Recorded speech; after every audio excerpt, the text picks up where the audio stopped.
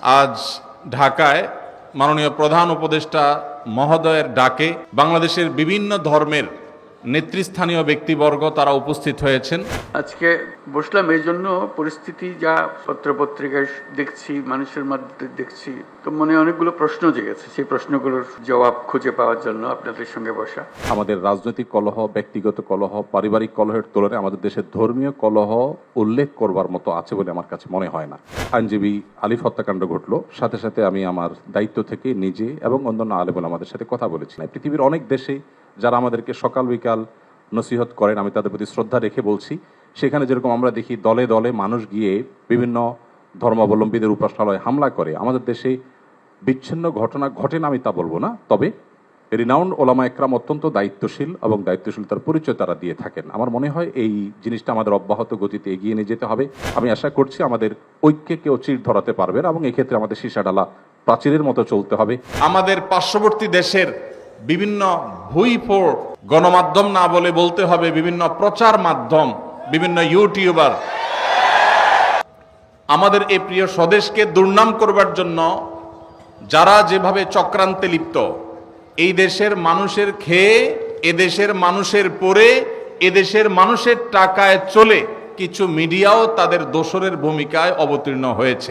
বিভিন্ন বিষয়ে আপনার সাথে আমার মতামত পার্থক্য থাকতে পারে, ভিন্ন মত থাকতে পারে, কিন্তু আমাদের দেশের স্বাধীনতা, সার্বভৌমত্ব, আমাদের দেশের জাতীয় স্বার্থ রক্ষার ক্ষেত্রে আমরা সবাই ঐক্যবদ্ধ। আজ ঢাকায় মাননীয় প্রধান উপদেষ্টা মহোদয়ের ডাকে বাংলাদেশের বিভিন্ন ধর্মের নেতৃস্থানীয় ব্যক্তিবর্গ তারা উপস্থিত হয়েছেন এবং মাননীয় প্রধান উপদেষ্টা মহোদয় আমাদের দেশকে দুর্নাম করবার জন্য, আমাদের প্রিয় মাতৃভূমিকে দুর্নাম করবার জন্য, মুসলমানদের সহনশীলতার যে ঐতিহ্য আছে এই দেশে, সেই ঐতিহ্যকে কালিমা লেপন করবার জন্য যে অপচেষ্টা দেশের বাহির থেকে হচ্ছে, আর দেশের ভেতরে থাকা তাদের যে চক্র আছে, সেই চক্র সেখানে সেই ষড়যন্ত্রের অংশীদার যখন হয়ে যাচ্ছে, এমন একটা কঠিন সময়ে মাননীয় প্রধান উপদেষ্টা ওলামা একরামকে ডেকেছেন। এদিকে আমার আজকে আসুন্না ট্রাস্টে আসার কথা বিকাল ৩টায়। যখন রাষ্ট্রের এই গুরুত্বপূর্ণ কাজ, যেখানে আমরা ঐক্যবদ্ধ আছি কিনা এই বার্তাটা দেয়া গুরুত্বপূর্ণ, আমাদের বিষয়ে আমাদের পার্শ্ববর্তী দেশের বিভিন্ন ভুইফোড় গণমাধ্যম, না বলে বলতে হবে বিভিন্ন প্রচার মাধ্যম, বিভিন্ন ইউটিউবার, তারা যখন আমাদের এই প্রিয় স্বদেশ, আমাদের এই প্রিয় ছোট্ট মাতৃভূমি, যে মাতৃভূমিতে আমরা এদেশের মুসলমানরা তাদের ধৈর্য এবং সহনশীলতা দিয়ে তারা এদেশের অন্যান্য ধর্মাবলম্বী ভাইদেরকে, বোনদেরকে আগলে রেখেছেন, তাদেরকে এখানে নিজেদের মতো করে বেড়ে ওঠার পূর্ণ স্বাধীনতা এখানে মুসলমানরা প্রত্যেকে যার যার থেকে দেওয়ার চেষ্টা করে চলেছেন। মুসলমানদের এই ঐতিহ্য, তাদের এই সুনাম, তাদের এই সুন্দর আচরণ, তাদের এই ধর্মীয় সম্প্রীতিকে কালিমা লেপন করার যে চেষ্টা চলছে, সেই চেষ্টাকে নস্যাৎ করবার জন্য, সে অপচেষ্টাকে নস্যাৎ করবার জন্য, এবং মুসলমানদের মধ্যে যে উদারতা রয়েছে অন্যান্য ধর্মাবলম্বীদের ব্যাপারে, সে বিষয়ে বার্তা দেবার জন্য, অন্য ধর্মাবলম্বী যারা এই দেশে আছেন তারা যে আসলে ভালো আছেন, তাদের ব্যাপারে যে প্রপাগান্ডা চালানো হয় সেগুলো যে মিথ্যা এবং গুজব, সে বিষয়ে তাদের মতামত গ্রহণ করবার জন্য আজ আমরা একত্র হয়েছি। আজ আমাদের এই প্রিয় স্বদেশকে দুর্নাম করবার জন্য যারা যেভাবে চক্রান্তে লিপ্ত, এই দেশের মানুষের খেয়ে, এদেশের মানুষের পরে, এদেশের মানুষের টাকায় চলে কিছু মিডিয়াও তাদের দোসরের ভূমিকায় অবতীর্ণ হয়েছে। এই দুষ্ট চক্র যারা আমাদের এই ঐক্যবদ্ধ বাংলাদেশকে বিভক্ত করতে চায়, দুর্নাম করতে চায়, তাদের সে অপচেষ্টাকে নস্যাৎ করবার জন্য আমরা এদেশের মানুষ বিভিন্ন বিষয়ে, আপনার সাথে আমার মতামত পার্থক্য থাকতে পারে, ভিন্ন মত থাকতে পারে, কিন্তু আমাদের দেশের স্বাধীনতা, সার্বভৌমত্ব, আমাদের দেশের জাতীয় স্বার্থ রক্ষার ক্ষেত্রে আমরা সবাই ঐক্যবদ্ধ। এই বার্তাটি দেওয়ার জন্য আজ তিনি আমাদের ডেকেছিলেন, সেখানে আমরা একত্র হয়েছি এবং সেই কারণেই আমার আসলে এখানে আসতে একটু দেরি হয়েছে। তো ডক্টর খন্দকার আব্দুল্লাহ জাহাঙ্গীর রহমাহুল্লাহর কথা মনে পড়েছে আমার এই যখনই ঐক্যবদ্ধ জাতি গঠন করার প্রশ্ন উঠেছে তখনই মনে পড়েছে স্যারকে এই জন্য যে আজ থেকে 15 বছর 20 বছর আগে এই দেশে ঐক্যের যে ডাক, আলেম সমাজের মধ্যে সবচেয়ে কার্যকর ঐক্যের ডাক যিনি দিয়েছিলেন সেই মানুষটির নাম হলো ডক্টর খন্দকার আব্দুল্লাহ জাহাঙ্গীর রহমাহুল্লাহ। স্যার যখন ঐক্যের কথা বলেছেন, তিনি যখন ইত্তেহাদ মাআল ইখতিলাফ, তার সেই প্রসিদ্ধ উক্তি ইত্তেহাদ মাআল ইখতিলাফ, বৈচিত্র্যময় ঐক্য, আপনার সাথে আমার 10টা বিষয়ে মতপার্থক্য আছে কিন্তু 100টা বিষয়ে আমরা একমত আছি, যে বিষয়ে একমত আছি ওই বিষয়ে আমরা একযোগে কাজ করি, ভিন্ন মত রেখেও আমরা একসাথে চলতে পারি, এই চিন্তা, এই দর্শন ডক্টর খন্দকার আব্দুল জাহাঙ্গীর রহমাহুল্লাহ মাহফিলে, সেমিনারে, ইউনিভার্সিটিতে, ক্লাসে, বই পুস্তকে, তার লিফলেটে তিনি দিয়ে গেছেন। আজ তার বিদায়ের এত বছর পরও জাতি যখন ঐক্যবদ্ধ হওয়ার প্রয়োজন দেখা দিয়েছে, আমাদের জাতীয় স্বার্থে ভিন্ন ভিন্ন মতের মানুষ হয়েও আমরা যখন ঐক্যবদ্ধ হওয়ার প্রশ্ন এসেছে, তখন ডক্টর খন্দকার আব্দুল্লাহ জাহাঙ্গীর রহমাহুল্লাহর নাম সবার আগে মনে পড়েছে। কারণ এই সেই মানুষ যিনি আমাদের মধ্যকার মত বিরোধগুলোকে কমিয়ে সেগুলোকে সম্মানজনকভাবে সুন্দরতম উপায়ে মত ভিন্নতার একটা প্রশংসনীয় জায়গায় আনার চেষ্টা করেছেন। আল্লাহরে বান্দা তার সারা জীবন চেষ্টা করেছেন এ বিষয়ে। আল্লাহ রাব্বুল আলামিন তার কবরকে নূরে নূরান্বিত করে দিন। আল্লাহ রাব্বুল আলামিন স্যারের সমস্ত ভুল ত্রুটি মাফ করে তাকে জান্নাতুল ফেরদাউসের মেহমান হিসেবে কবুল করে নিন। আল্লাহ তাআলা স্যারের এই একমাত্র পুত্র এবং স্যারের প্রতিষ্ঠিত আস-সুন্নাহ ট্রাস্টের চেয়ারম্যান মহোদয়কে আল্লাহ তাআলা স্যারের মতো যোগ্যতা সম্পন্ন মানুষ হিসেবে কবুল এবং মঞ্জুর করে দিন। ভাইরা আমার, আমাদের এই প্রিয় স্বদেশে ছোট্ট একটা জায়গা, নানান মতের মানুষ, নানান পথের মানুষ আমরা থাকি, এত চিন্তার মানুষ আছি। এই যে এই মাহফিলে আমরা এত মানুষ আছি, আমাদের মধ্যেও সবাই কি সব বিষয়ে একমত আছি? অনেক বিষয় আমাদের মধ্যে ভিন্নমত আছে না? কিন্তু ভিন্নমত থাকা সত্ত্বেও কিছু বিষয় এক, আমাদের আল্লাহ এক। কোনো ভিন্নমত আছে?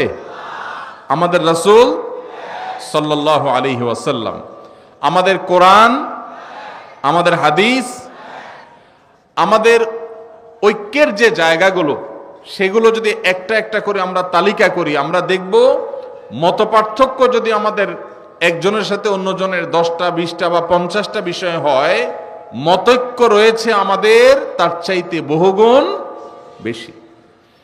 আপনার সাথে আমার যদি 2, 4, 5, 10টা বিষয়ে মতপার্থক্যের কারণে আপনি আমার থেকে দূরে যাওয়াটা গুরুত্বপূর্ণ মনে করেন, জরুরি মনে করেন, তাহলে শত শত বিষয়ে যে আমরা একমত আছি সেই কারণে কেন আমরা একে অন্যের কাছে আসতে পারছি না? ভাইরা আমার, আজ গোটা পৃথিবীতে আমরা মুসলমানরা যতটা পিছিয়ে আছি, যতটা দুর্বল আছি, বিভিন্ন জায়গায় জায়গায় আজ আমাদের মুসলমানদের উপরে যে নির্যাতন এবং জুলুম চলছে, আমাদের বিরুদ্ধে যে মিথ্যা প্রপাগান্ডা চলছে, সারা পৃথিবীর যেদিকে তাকাবেন সবচেয়ে বেশি মায়ের আমরাই খাচ্ছি, আবার দুর্নামের ভাগীদারও আমাদেরকেই হতে হচ্ছে। এর অন্যতম বড় কারণ হলো আমাদের অনৈক্য, আমাদের বিভেদ, আমাদের মতো বিরোধ, আমাদের একে অন্যের বিরোধিতা করা। আজ এই প্রেক্ষাপটে অন্তত আমাদেরকে ঐক্যবদ্ধ হতে হবে, ঐক্যের গুরুত্ব আমাদেরকে অনুধাবন করতে হবে। আমাদের ঐক্যের যে ফর্মুলা ডক্টর আব্দুল্লাহ জাহাঙ্গীর রহমাহুল্লাহ দিয়ে গেছেন, সেটা মূলত তার দেওয়া না, তিনি নিজে এই ফর্মুলা দিয়েছেন কোরআন থেকে, তিনি এই ফর্মুলা দিয়েছেন প্রিয় নবী সাল্লাল্লাহু আলাইহি সাল্লামের হাদিস থেকে। প্রিয় ভাইরা আমার, আজ আমাদের জাতীয় সংকটে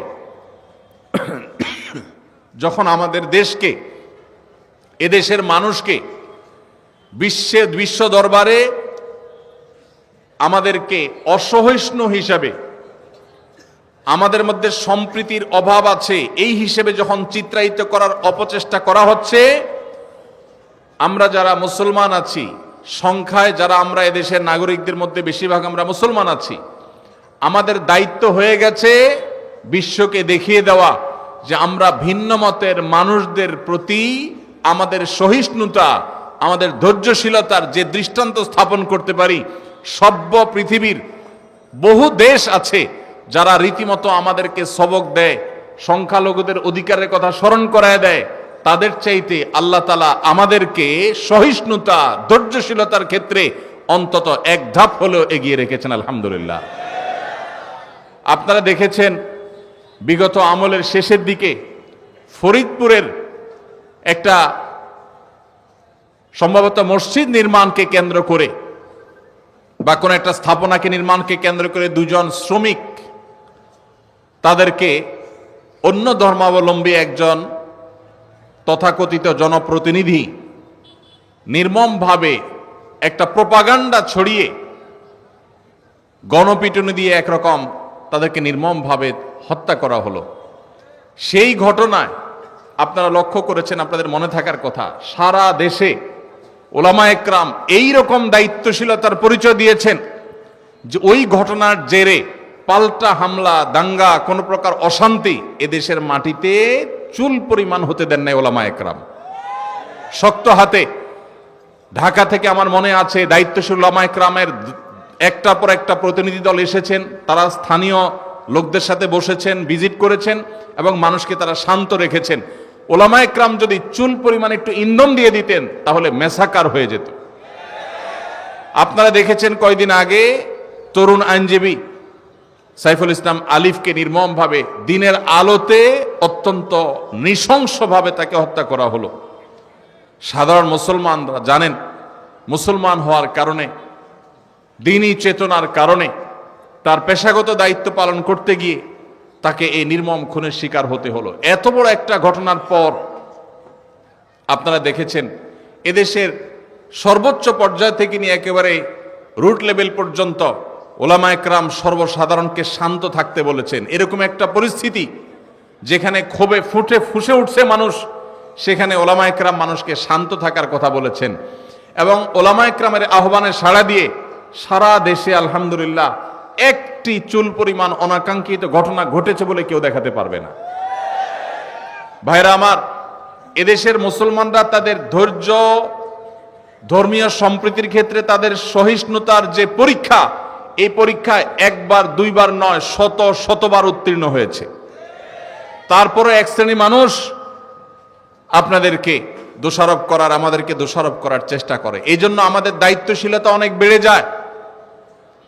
আল্লাহ রাব্বুল আলামিন কোরআনে হাকিমে আমাদেরকে সেই দর্শন দিয়েছেন, যে দর্শনে আমরা আমাদের বিশুদ্ধ আকীদা, তাওহীদের বিশ্বাসের কথা প্রচার করব, সেটাকে নিজেদের মধ্যে ধারণ করব। আমাদের আকীদা, আমাদের মানহাজ, আমাদের বিশ্বাস, আমাদের ঈমানের মধ্যে চুল পরিমাণ আমরা ছাড় দেব না, কম্প্রোমাইজ করব না। কিন্তু একই সাথে যারা ভিন্ন মত পোষণ করছেন, যারা অন্য ধর্মাবলম্বী আছেন, তাদেরকেও আমাদের আকীদা, আমাদের বিশ্বাস গ্রহণ করতে, ধারণ করতে আমরা বাধ্য করব না। কারণ আমরা সেই ধর্মের অনুসারী যেই ধর্ম বলেছে লা ইকরাহা ফিদ্দীন, লা ইকরাহা ফিদ্দীন। ধর্ম গ্রহণ করার ক্ষেত্রে কোনো বাড়াবাড়ি করা, জবরদস্তি করা যাবে, কোনো জবরদস্তি করে কাউকে কোনো ধর্ম গ্রহণ করানো যাবে না।